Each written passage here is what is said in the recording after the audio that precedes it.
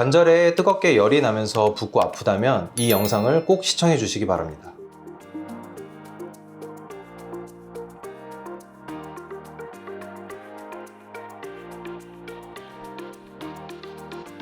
네, 안녕하세요. 더서울병원 정명곤 원장입니다.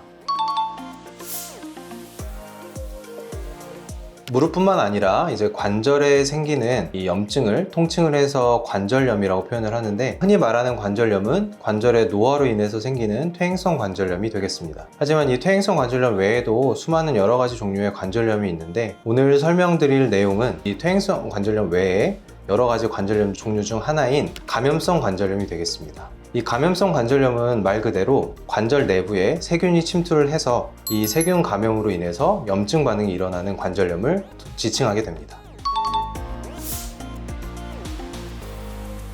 감염성 관절염은 이제 다른 말로 화농성 관절염 혹은 세균성 관절염 혹은 폐열성 관절염, 이렇게 여러 가지로 부르고 있는데, 이름에서 알 수 있다시피 방금 말씀드린 것처럼 관절 내부에 세균이 들어가는 감염이 직접적인 원인이 되겠습니다. 하지만 관절은 우리 몸의 내부에 가장 깊숙이 있는 조직 중에 하나로, 관절 내부로 직접 세균이 들어가기에는 어떤 피부라던가 근육과 같은 여러 장벽을 뚫고 들어가야 돼서 어떤 퇴행성 관절염이나 다른 관절염에 비해서 관절염의 빈도로서는 매우 낮은 것이 사실입니다. 하지만 이 감염과 같은 것은 혈액순환을 통해서 혈행성 감염이 되거나 혹은 깊은 외상을 입어서 관절 조직이 노출이 될 경우 이를 통해 세균이 들어가기도 하고, 혹은 병원에서 시행하는 주사와 같은 시술이나 수술과 같은 침습적 치료, 그리고 관절뿐만 아니라 관절 주변 조직에 감염이 있어서 이 감염이 직접 관절 내로 전파되는 경우 등에 있어서 관절 내에 감염성 관절염이 생길 수 있겠습니다. 그리고 이 외에도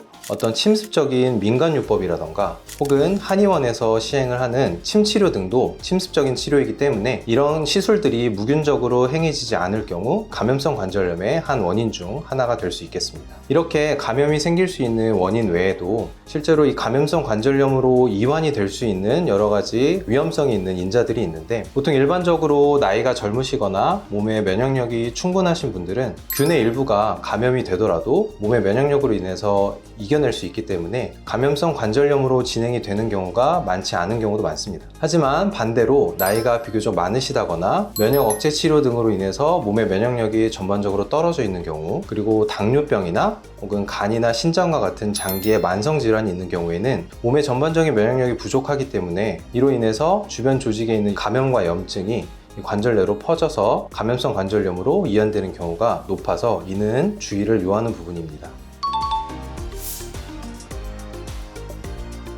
감염성 관절염은 깊은 부위에 있는 관절이라는 부위에 생기는 감염과 이로 인한 염증이기 때문에 1차적으로 생길 수 있는 가장 흔한 증상은 이 바로 관절 부위의 통증입니다. 그리고 이 통증이 매우 심한 편이어서 운동하기 제대로 어려운 상황이 되기 때문에 운동 범위의 제한도 생길 수 있고, 또 염증 반응에서 일반적으로 생길 수 있는 눌렀을 때 아픈 압통이라던가 관절 주변의 붓기, 그리고 피부가 빨갛게 변하는 발적이라던가 뜨끈뜨끈한 느낌이 나는 열감 과 같은 것들은 일반적으로 나타날 수 있는 흔한 증상이 됩니다. 감염성 관절염은 좀 특징적으로 이 관절 부위를 침범하는 감염과 염증이기 때문에 관절 부위의 운동, 즉 능동적 운동, 환자분이 직접 힘을 줘서 움직이거나 혹은 수동적으로 타인이 이 관절에 힘을 줘서 관절의 움직임을 가해질 때 극심한 통증을 유발하는 특징적 증상이 있어서, 환자분들도 이러한 증상들을 알고 계시면 나중에 혹시 자가 진단하는 데 도움이 될 수 있겠습니다.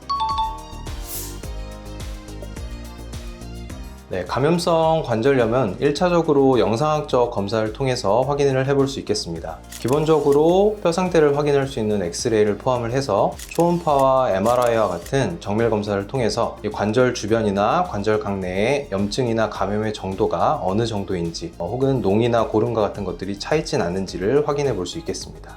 여기에 추가적으로 혈액 검사를 시행을 해서 몸에 있는 염증 수치가 어느 정도인지 확인해 볼 수 있는데, 일반적으로 연부 조직에 생기는 감염인 봉화지겸에 비해서 평균적으로 이 급성 염증 수치가 훨씬 좀 높게 나타난다, 이렇게 알려져 있습니다. 그리고 초음파나 MRI와 같은 검사를 시행을 했을 때 관절 내부나 관절 주변에 방금 말씀드린 고름이 형성을 해서 이 고름집을 형성하는 경우가 있는데, 이때 주사기를 이용해서 이 고름집을 흡인을 하게 되고, 이 흡인된 고름을 가지고 체액 검사를 통해서 어떤 세균이 있는지, 혹은 이 세균이 어떤 항생제에 잘 듣는지, 그리고 실제로 염증 수치가 어느 정도인지를 확인함으로써 이 감염성 관절염의 확정 진단을 해볼 수 있겠습니다. 감염성 관절염의 초기나 환자분의 감염과 염증으로 인한 증상이 심하지 않은 경우에는 항생제나 소염진통제 등을 복용함으로써 치료할 수 있는 보존적 치료를 우선적으로 시행해 볼 수 있겠습니다. 하지만 아까 말씀드린 대로 초음파나 MRI 검사상에서 보이는 고름이 관절 내부나 관절 주변에 형성이 이미 된 경우에는 이러한 보존적 치료에 반응을 하지 않는 경우가 많고, 또한 이 膿과 고름 이런 조직들이 주변에 있는 관절 조직과 관절 주변의 조직을 빠르게 손상시키고 파괴할 수 있어서 이 염증 반응이 관절을 뚫고 뼈 내부로 침범하는 볼수염까지 이완될 수 있는 위험성이 있습니다. 따라서 이러한 경우에는 처음부터 보존적 치료를 시행하기보다는 응급으로 수술적 치료를 통한 배농을 먼저 선택을 해서 시행을 하고 있습니다. 수술적 치료의 원칙은 내부에 고인 膿 같은 것을 바깥으로 빼주는 배농술을 기본으로 해서 관절 내부와 관절 주변의 조직을 깨끗하게 세척해주는 세척술, 그리고 염증 조직, 감염 조직을 충분히 제거해주는 변연절제술을 시행하는 것을 원칙으로 하고 있고, 수술적 종류에 따라서는 관절경적 접근과 치료가 가능한 경우는 관절경적 치료를, 그리고 관절경적 접근이 어렵거나 혹은 염증과 감염의 범위가 너무 광범위해서 절개를 해야 되는 경우는 절개를 통한 관열적, 수술적 방법을 이용해서 치료를 하고 있습니다.